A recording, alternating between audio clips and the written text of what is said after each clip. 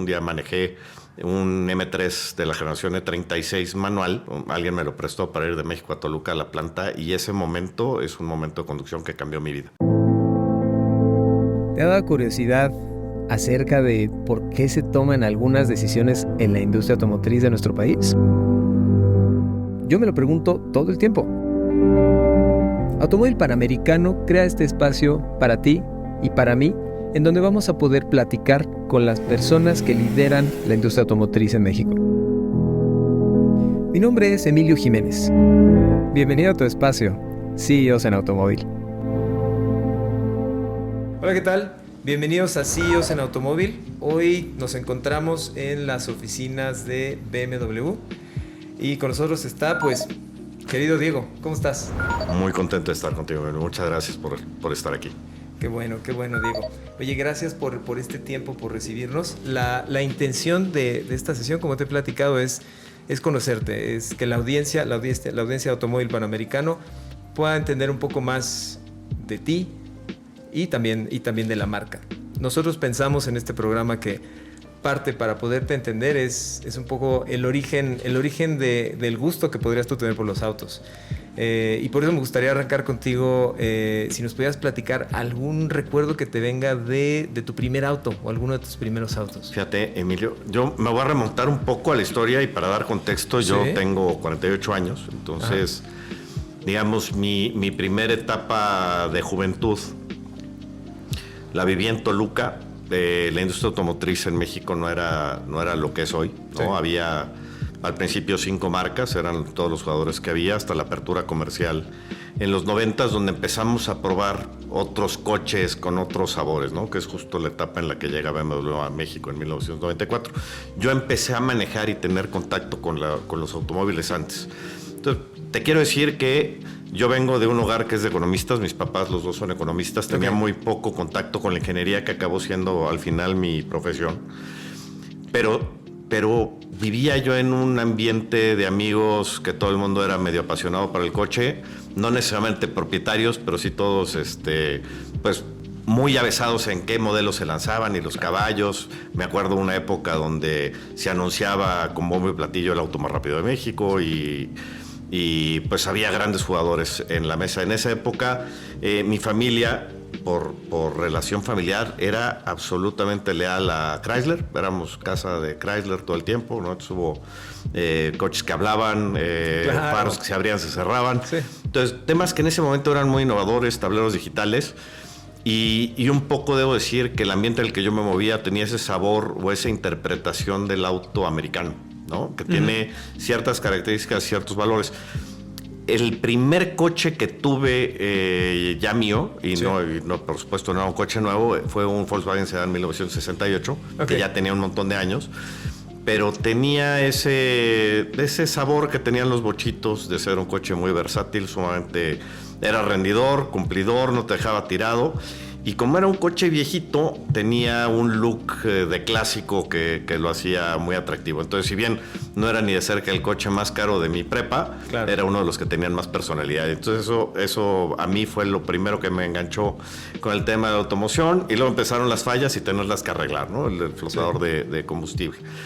Y en el tiempo así se fue desarrollando, digamos, mi vida automotriz, pero de manera muy casual. Uno de los hilos conductuales fue: me moví más en las marcas alemanas que había en el momento. Tuve un Golf generación 3 y ese coche lo tuve muchos años. Trabajaba yo en el puerto de Veracruz, entonces me movía constantemente en carretera y era esa sensación de manejo del coche alemán lo hacía una experiencia muy agradable, además de incontables horas con amigos viajando de Veracruz a México y de regreso los fines de semana. Y luego, de manera muy afortunada, después de esa primera etapa laboral, entré a BMW y ahí sí probé un segmento que no conocía, que es el auto premium, en un concepto totalmente enfocado al conductor y al dinamismo, y eso sí fue algo que me cambió la vida, ¿no? Un día manejé, me acuerdo de manera muy puntual, un M3 de la generación E36 manual. Alguien me lo prestó para ir de México a Toluca a la planta, y ese momento es un momento de conducción que cambió mi vida, ¿no? En verdad es un momento que tengo muy bien grabado en la memoria, pero sobre todo en el corazón, porque me hizo entender qué es BMW, qué es el ADN de BMW y cuál es el compromiso que debemos tener con nuestros clientes a la hora de entregar esta experiencia de un producto que es sin duda diferenciado, ¿no? O sea, cómo tenemos que arropar al producto en el mercado para entregar la promesa de marca, porque el producto la entrega, nosotros, digamos, las personas que trabajamos en la compañía de ventas, tenemos que hacer que todo alrededor del producto esté al mismo nivel de emoción y de calidad que el coche que representamos. Hoy aprecias otras cosas de los autos. En ese momento, ¿qué fue? ¿Fue la potencia? ¿Fue el paquete completo? ¿Habrá sido a lo mejor tu segunda interacción con un auto de tracción trasera? Porque el primero fue el Bocho, por lo que me platicas. Por supuesto.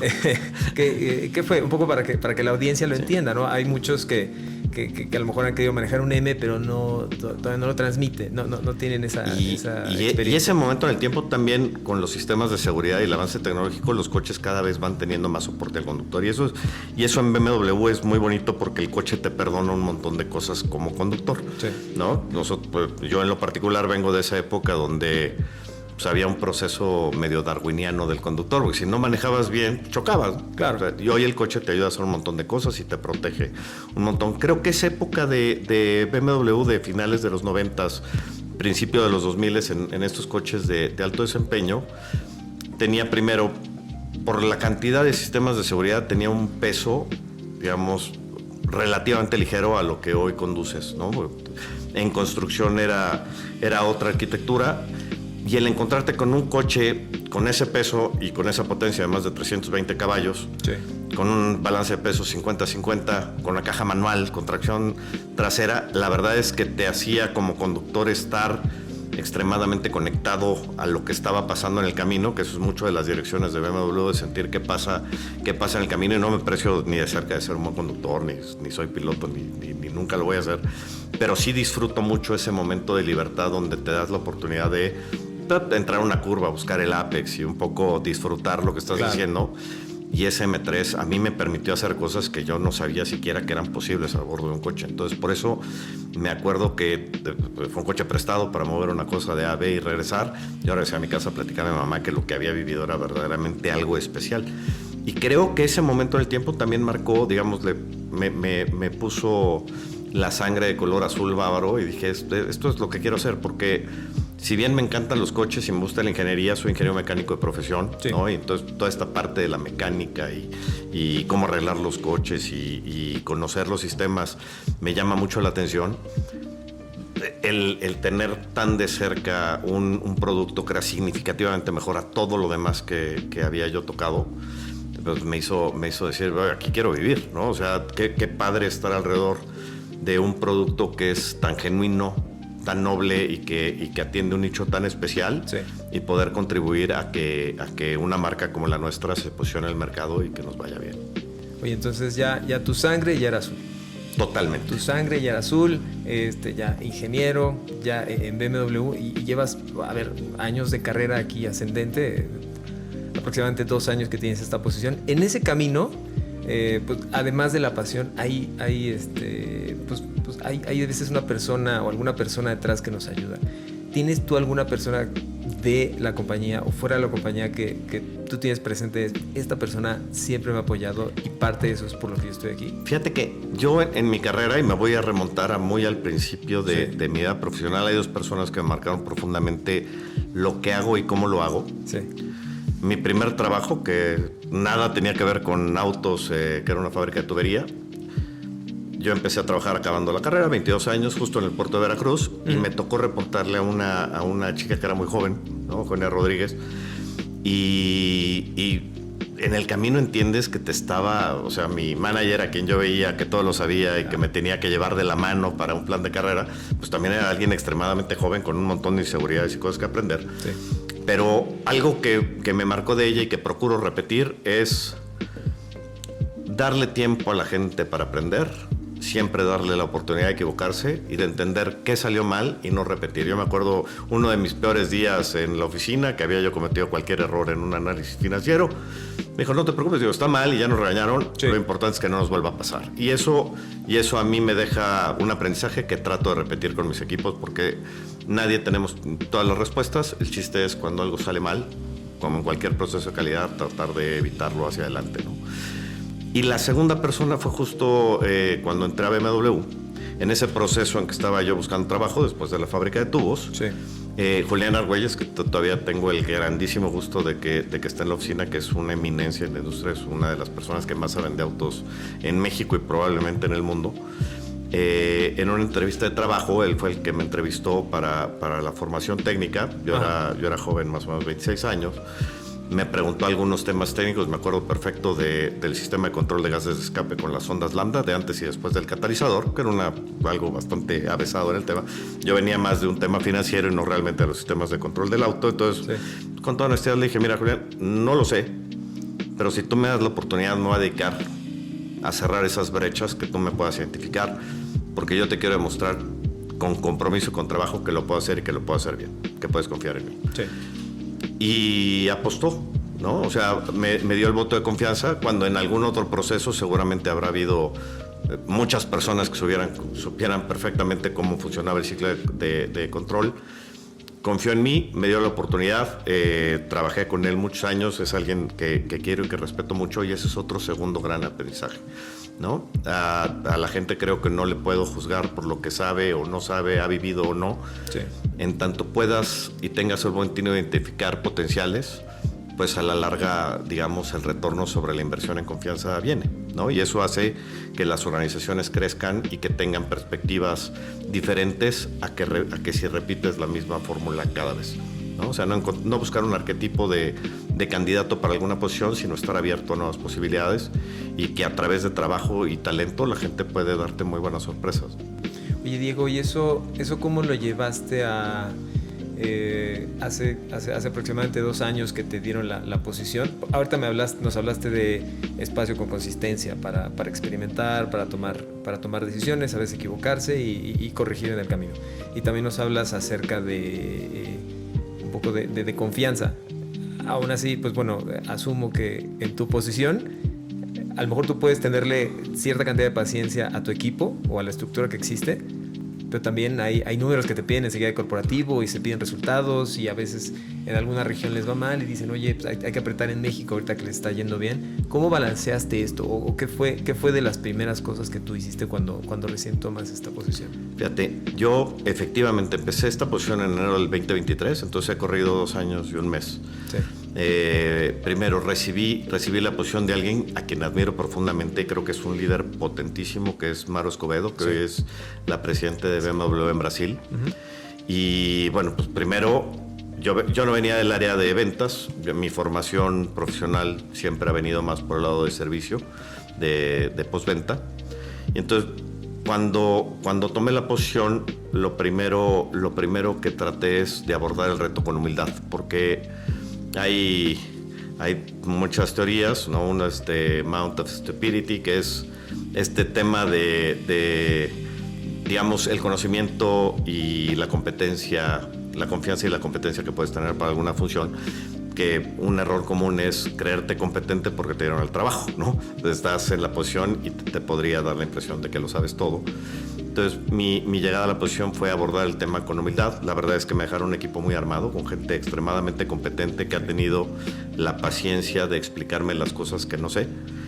Y un poco, a mí las organizaciones, si se vale la analogía, las veo como un tren o como un barco, ¿no? Uh-huh. Es una masa grande que tiene cierta velocidad o cierta tendencia de movimiento, pues llamémoslo inercia, y para iniciar un viraje necesitas meter esfuerzo en diferentes magnitudes para poder ir cambiando la dirección, pero no soy de la visión de hacer grandes virajes cuando la fórmula funciona, ¿no? Maru dejó un mercado con altos índices de participación, liderazgo de mercado, una magnífica relación con la red de distribuidores, que es algo muy importante.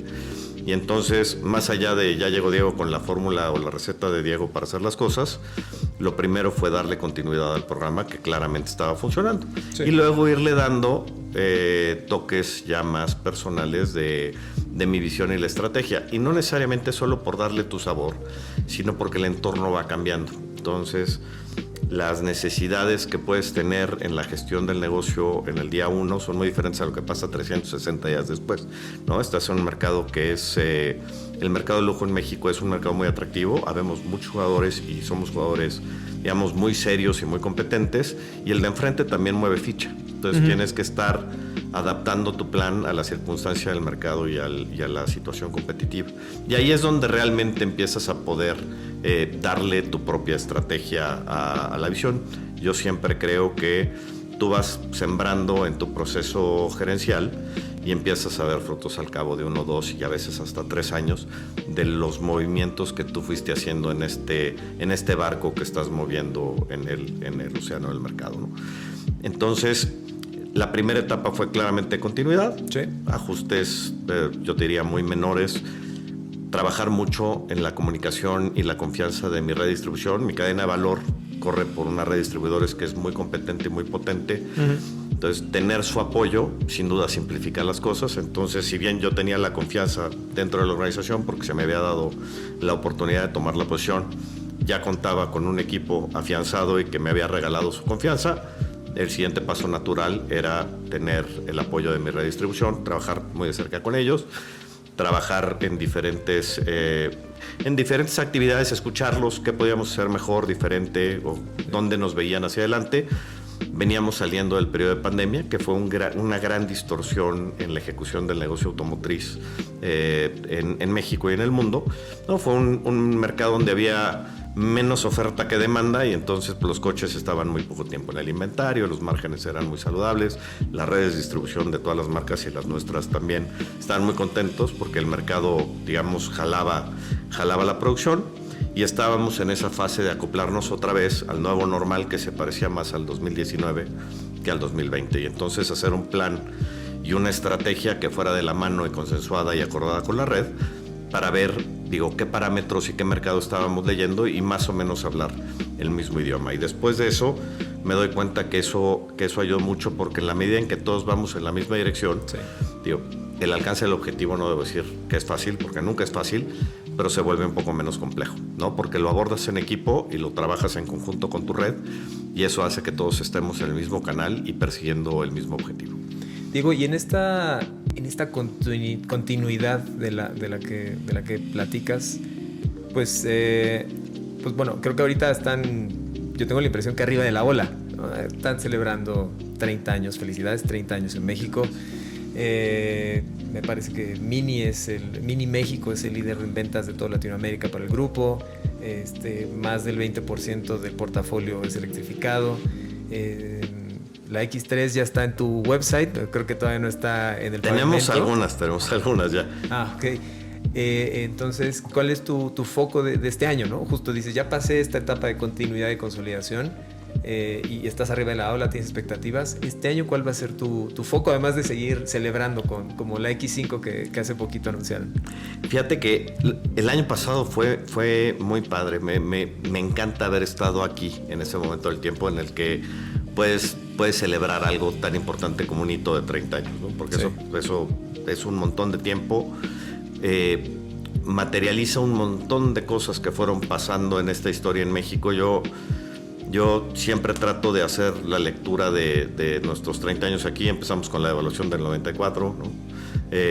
Tuvimos la crisis de Lehman Brothers, ya pasamos un COVID y en medio un montón de situaciones de complejidad y crisis como las que te puedas imaginar, y poder llegar a 30 años y decir, aquí estamos y estamos mirando hacia los siguientes 30 años, que creo que es lo primero que en mi función debo pensar, cuáles van a ser estos pasos que vamos a dar para apuntalar a BMW en México para los próximos 30 años. Poder celebrar con ediciones, con festejo, estar cerca de nuestros clientes, nuestros distribuidores, los medios, la casa matriz, ¿no? Una edición que hicimos que es este cochecito que está acá, que es la edición del M2 30 años, autorizado por Alemania, con participación del diseñador, que también es mexicano, sí. José Casas, hacía una historia muy redonda y muy potente. Luego aprovechar el coche que se hacía en San Luis Potosí, el Serie 3, para hacer también una edición de 30 años que inicialmente dijimos, bueno, seguramente venderemos 100 coches y ya vamos en 300 y la gente lo sigue ordenando.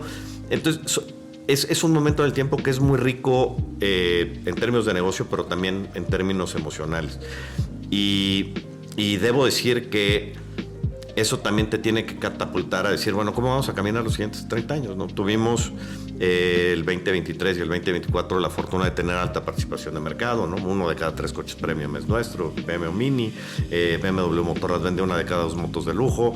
Entonces, el reto se va volviendo bien complejo porque la vara es alta, ¿no? Y como tú dices, hay compromisos corporativos y digamos, no solamente el compromiso corporativo de que Alemania pida un volumen, necesitamos tener una consecución de volumen para que el ciclo de negocio funcione también para nuestros distribuidores, para nosotros, para que haya parque vehicular, para que los clientes vean que las tiendas se renuevan, que hay más agencias, que hay más centros de servicio.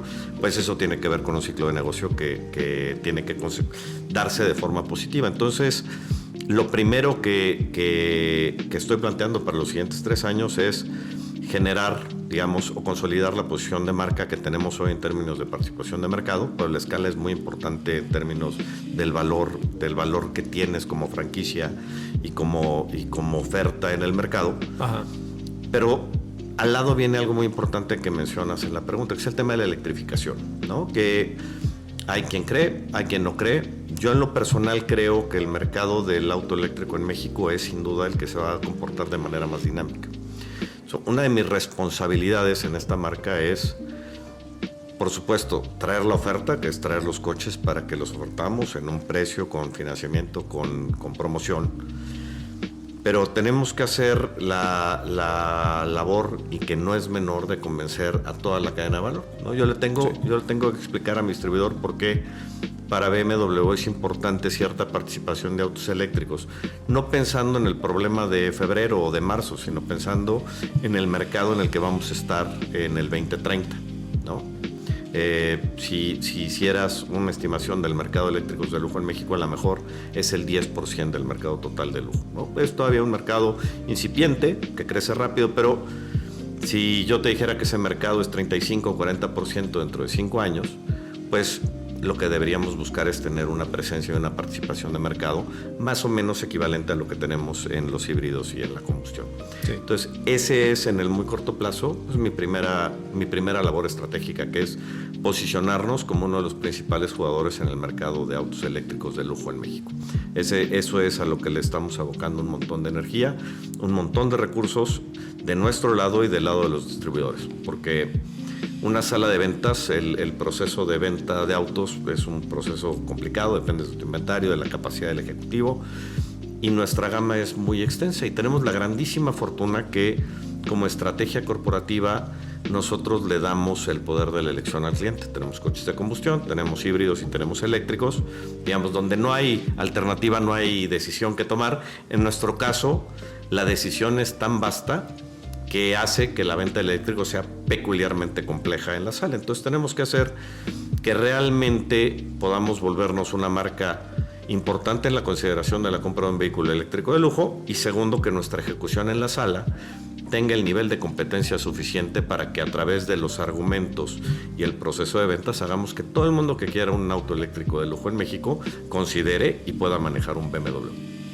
Creo que también va, además de lo que mencionas, al menos en lo personal, yo encuentro bastante entendible cómo estructuran ustedes el portafolio. Oye, un 3 puede ser un Serie 3, puede ser un i3 o puede ser un Serie 3 eDrive.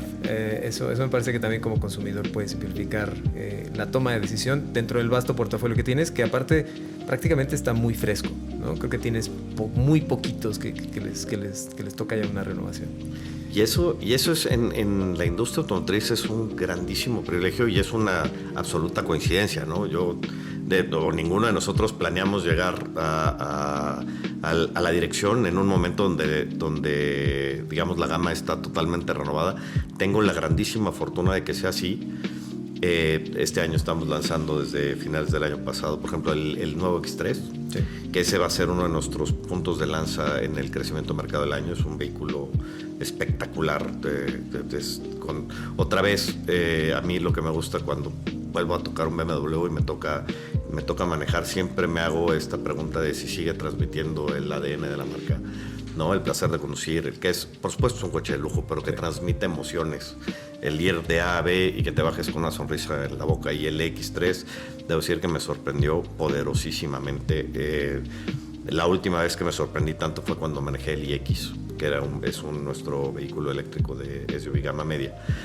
Y yo dije, esto es una nave espacial, esto sí es un salto cuántico en lo último que hemos visto en el mercado. Y te vas dando cuenta cómo BMW en realidad sí le invierte de manera muy importante a poder transmitir eso en la suspensión, en el comportamiento dinámico, en la frenada.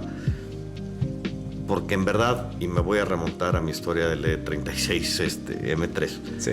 pues, no solo es ser el más rápido en línea recta, es ese balance de la curva, la seguridad, ¿no? Que los sistemas de seguridad están ahí, pero no son en exceso intrusivos, ¿no? Que te deja todavía ser un poco el conductor de lo que estás haciendo.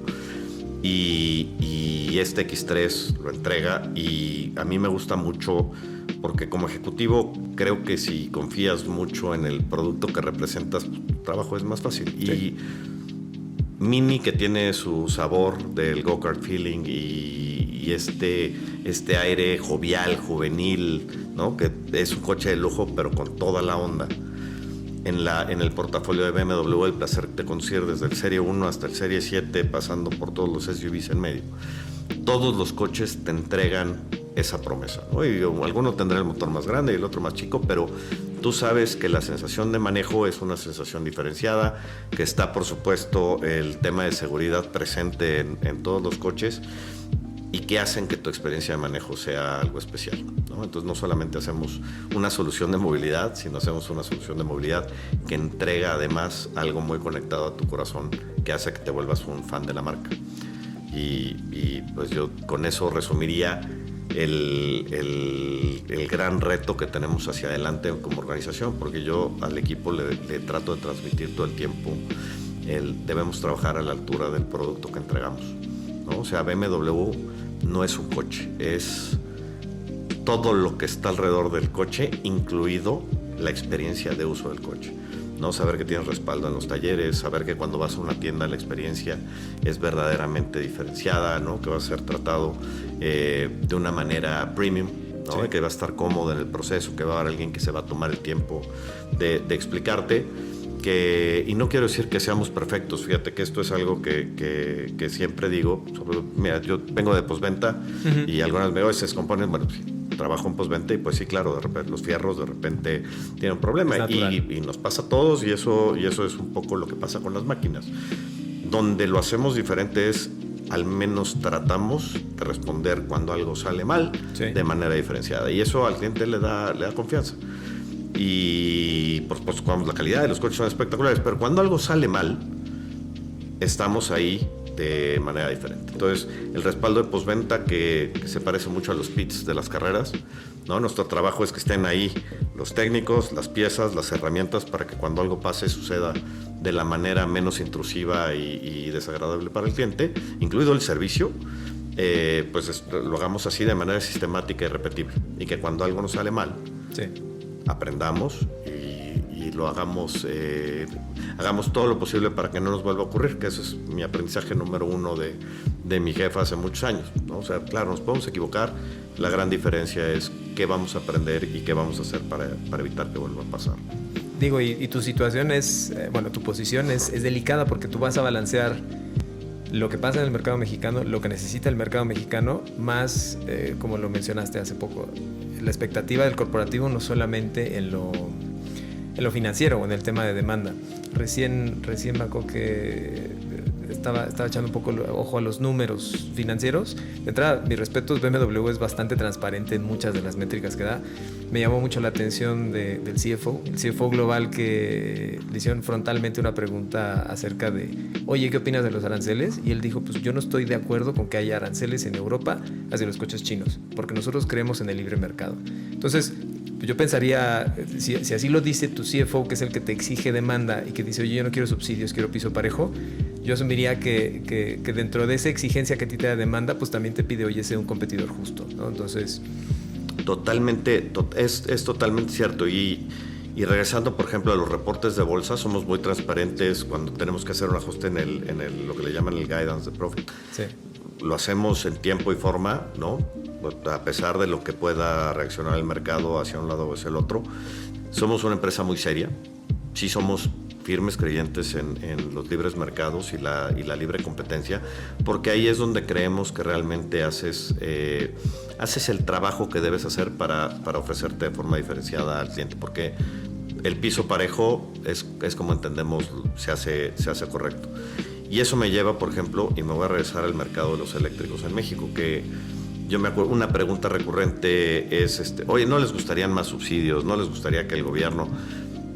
Si te soy honesto, a términos de estrategia en México, a mí me gusta cómo el gobierno se vuelve un poco un árbitro del partido, pero no un jugador, y no genera distorsiones de mercado a través de, oye, te voy a dar un rebate de $10,000 por comprar un auto eléctrico. Creo que el producto tiene que ir ganándose el mercado que se merece en función de qué tan atractivo y tan funcional y tan resolver un problema de movilidad le da a los clientes. Y lo mismo sucede con la infraestructura de carga. Creo que la infraestructura de carga tiene que tener un caso de negocio para que haya oferta y demanda alrededor de ella. Entonces, evidentemente en mercados abiertos, nos gusta lo que pasa con el auto eléctrico en México, creo yo en lo personal, que es lo correcto.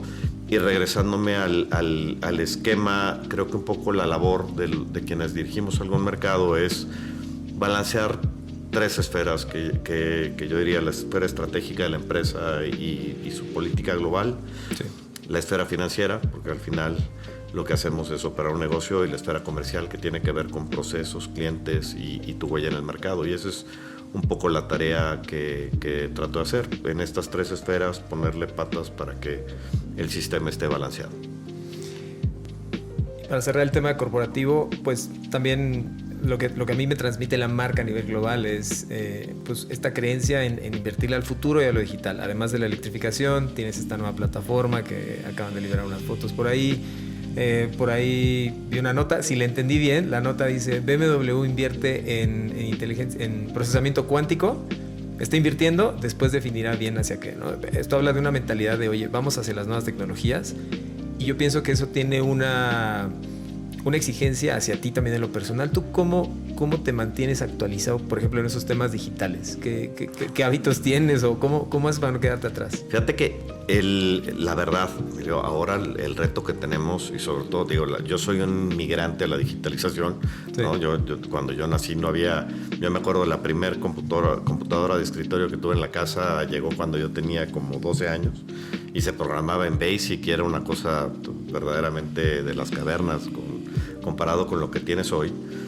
Y creo que el ser inmigrante digital tiene un gran reto, que es tratar de adaptarte y aprender rápidamente como de qué va la tendencia y las nuevas tecnologías, pero también creo que nos abrió la cabeza a tener esa capacidad de aprendizaje desarrollada, porque sabemos que si no llevamos ese ritmo de desarrollo, al final te vas volviendo obsoleto en la tendencia. Sí. Desde perspectiva de estrategia, yo siempre trato de hacer una abstracción, como viendo el juego desde arriba. Entonces sabemos varios jugadores y cada quien hace sus movidas, y tienes que pensar qué tipo de capacidades o qué tipo de plan podría tener el de enfrente. Entonces, lo que quiere decir que tendrías que tratar de tener las mejores herramientas, con la mejor estrategia, con el mejor producto, con el mejor despliegue, para tratar de ganarle en este concepto muy económico de que en un sistema abierto de competencia, pues todo el mundo está tratando de capturar tanto valor como puede. La inteligencia artificial y la nueva tendencia sin duda se vuelve un disruptor, y yo aquí me gusta darle un poco un quiebre a el sistema. Lo puedes volver tan complejo, tan sofisticado como quieras.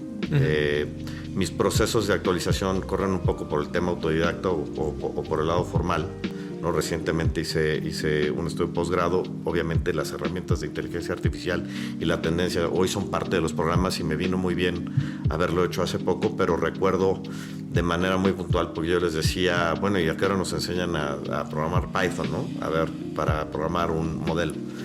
Decía, no, un poco la idea es, ya en un rol de alta dirección a lo mejor no te toca programar, pero lo que tú necesitas entender es que puedes salir del sistema y qué tendrías que evaluar para utilizarlo de manera prudente.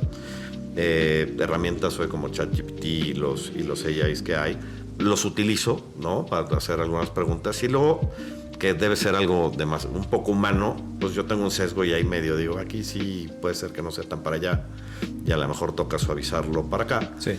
Pero sin duda son herramientas que hacen que tu tiempo y tu proceso de reflexión se reduzca muchísimo, porque tienes una retro de alto valor con, digamos, con buena asertividad y buena precisión, que puede traerte 3 o 4 cosas que a lo mejor no habías pensado. Hace unos meses tuvimos un problema en la cadena de suministro con un componente, y lo que hice fue juntar a mi equipo, desarrollamos un plan de despliegue y luego lo aventamos a ChatGPT a ver si nos había escapado algo, y la verdad es que andábamos 95% en lo que dijo el AI. Pues creo que es una muy buena herramienta, no creo que es hoy el sustituto de todo lo que hacemos, pero sería como decir, oye, yo no quiero usar Excel y tablas dinámicas porque soy muy bueno sumando a mano, ¿no? O sea, hay que aprovechar la herramienta en lo que nos genera y nos aporta valor sin que nos volvamos dependientes de ellas, ¿no? Totalmente, hay que encontrar ahí un balance. Y en este balance, dando un giro un poco, pues no todo es estudiar, ¿no? No todo es lo digital, también hay tiempos de desconectar. ¿Tú cómo desconectas? Por ejemplo, un fin de semana, cuando te relajas, digo, habrá fines de semana pesados también. Cuando te relajas, ¿qué te relaja, Diego? Fíjate que a mí me gusta mucho, trato tanto como es posible de ser muy disciplinado con mis tiempos, ¿no? Mi tiempo de familia, realmente dedicarlo a eso. Sí. Trato de hacer los fines de semana, la mayoría que se puede, espacios de desconexión. Tengo una mascota, tengo un perrito, un bulldog inglés que adoro, que se llama Hugo. Y entonces un poco mi vida de fin de semana gira alrededor de Hugo, y algo que hacemos es andamos buscando todos los lugares pet friendly que se nos puede ocurrir. La Ciudad de México ya está muy avanzada en eso. De repente vamos a otras ciudades y entonces estar descubriendo los lugares, y la vida alrededor del perrito se ha vuelto una de las cosas que a mí me desconectan del tema del trabajo, en un tema que me genera mucha satisfacción personal, porque al final es tu mascota, se vuelve parte de tu vida, incluso te podría decir, es parte de la familia y de todo lo que haces. Pero es un animalito que depende de ti, ¿no? Que le tienes que cuidar, que tienes que ser disciplinado, sí, con las salidas, con la comida, con el cuidado, procurar que esté contento, que tenga un ecosistema saludable. Entonces a eso le dedico mucho. Tengo la fortuna de estar casado con una mujer que es brillante, platicar con ella, estar con ella. Mi sobrino, que está acabando la carrera de arquitectura, se vino a vivir con nosotros. Ajá. Y convivir con él es uno de mis pasatiempos favoritos, porque son pues, dos visiones del mundo apartadas pues, por 30 años, pero buscamos cosas que hacer en común. Buscamos normalmente alguna película que podamos ver todos. Le gusta mucho jugar FIFA en PlayStation 5, entonces me pongo de víctima porque siempre me gana, pero tratamos de hacer esa convivencia. Entonces esa es mi familia hoy nuclear. Y como pasatiempo, me gusta la lectura, me gusta hacer ejercicio, me gusta andar en bicicleta. Tristemente no soy tan disciplinado como me gustaría entre semana, pero el fin de semana sí me gusta darle un espacio. Sí. Y como afición y como apetencia de desconecte total, me gusta mucho el cine y me gusta ver películas de todo tipo. Algunas viejitas, en las nuevas estoy un poco desactualizado. Me reciclé como que en mi época de mayor cercanía con el cine, y entonces tengo ahí mis DVDs y veo la misma película 3 o 4 veces para ver si le encuentro algo nuevo. ¿Tienes alguna película que te guste, que tenga algún coche como personaje central? Bueno, como personaje central. No central, pero como parte importante de la película. Bueno, de niño Herbie, ¿no? En el Cupido motorizado, creo que eso muchos no sé. Aparte tenía mi Bosch 68, que es muy cercano al Herbie original. En el cine de terror, pues Christine, ¿no? Ese coche que se enamora de su conductor, que se vuelve homicida, que es algo muy divertido. Y mira, te debo decir que sin que sea un personaje central, hay muchos pasajes de películas que suceden alrededor de un automóvil, ¿no? En Pulp Fiction, en Trainspotting hay varias interacciones con autos. Hay películas que giran muy alrededor de los coches, que me acuerdo, me divertí. No es necesariamente una gran película, pero vas viendo qué coches son y qué modificación tienen los Rápidos y Furiosos. Claro. En la época antes de volar, ¿no? Que todavía antes de ir a la luna, andaban en la calle. Era divertido, contábamos ahí qué coches iban, qué modelo, etcétera. Y al final te das cuenta cómo los coches se conectan con tu vida, ¿no? Y hay pasajes todos nos acordamos del primer coche, ¿no? de la primera vez que fuiste al cine y que llevas a tu novia o saliste con los amigos o tu primer viaje en carretera. Y creo que el cine, que hace que nos conectemos como seres humanos en la historia y nos enganchemos, pues hacen que el coche sea parte del escenario en muchos casos y a veces el protagonista, ¿no? Como Cristín. Oye, y antes de cerrar la sesión, no me gustaría irme antes de hacerte una pregunta. Vamos a poner un escenario en el cual BMW te dice: oye, Diego, tienes que dejar de trabajar por un año, te vamos a seguir pagando. Lo que queremos es que tomes el auto que quieras, hagas tu road trip por donde quieras y dediques parte de tu tiempo a dar de vuelta, a hacer una actividad filantrópica. ¿Qué harías? Son varias preguntas en una misma, pero es muy interesante porque tengo que conectar varias cosas, desde el tema del coche, la emoción, la marca, sí, y el tema de filantropía o responsabilidad social. Yo te diría que el coche, sin duda, sería un M3, pero de la generación E46, que es una después del que te platiqué, que me cambió la vida, que es un coche que me parece que es un punto muy dulce de la ingeniería de BMW, ¿no? Es un coche que creo que hace todo muy bien. Sí. Entonces, con ese coche me encantaría irme muy lejos, casi todo en carreteras libres, sinuosas, ¿no? La Libre Valle, la Barranca de Oblatos y este tipo de carreteras que son muy demandantes, pero terminas cansado con una sonrisa enorme en el rostro. Y si lo tuviera que enganchar, yo lo tendría que enganchar con un tema del que estoy sumamente convencido y en el que tengo una barrera imposible de rebasar, que es la de género. Porque yo soy un creyente y un convencido del tema de equidad de género en términos educativos para mujeres, sobre todo para niños. Te platiqué que mis papás eran economistas. Sí. Mi mamá se hizo cargo de la casa por muchos años. Tuve una mamá que trabajó prácticamente desde que nací. Entonces, en esa época, ser profesionista, ella se tituló al final de los 60s, en estas épocas tumultuosas. Es un profesional que admiro profundamente. Claro, la adoro y la amo como mamá, pero como profesional me parece una persona extremadamente competente y capaz, ¿no? La gran admiración que siento por Maru, la gran admiración de esta figura de Eugenia cuando era muy joven. Entonces, en el tiempo siempre he tratado de enriquecer mi equipo con mujeres talentosas, porque creo que en algunas industrias a veces nos perdemos el punto de vista de la mitad de la población, que es extremadamente...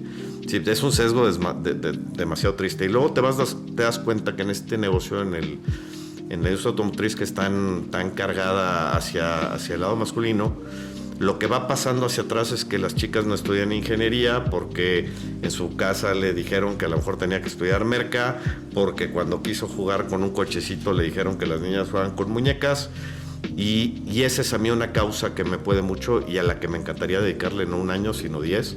Y si me retiro, estaría yo a disposición de varias organizaciones para poder contribuir a ello, porque creo que cierra muchas brechas, no solo de género, sino de desarrollo de talento y de creación de valor, que desafortunadamente todavía hoy pasan, y que todos los que le podamos sumar a la causa, creo que hacemos algo a favor de algo muy bonito para México y para el mundo. De acuerdo contigo, ¿no? Ataca bastantes dolores que hoy hay en la sociedad.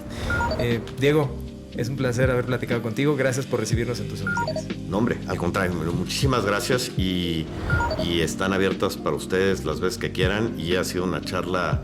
De repente te dice, oye, 1 hora puede ser mucho, poco, piensas que es muchísimo y se va volando. Muchísimas gracias. Gracias, Diego.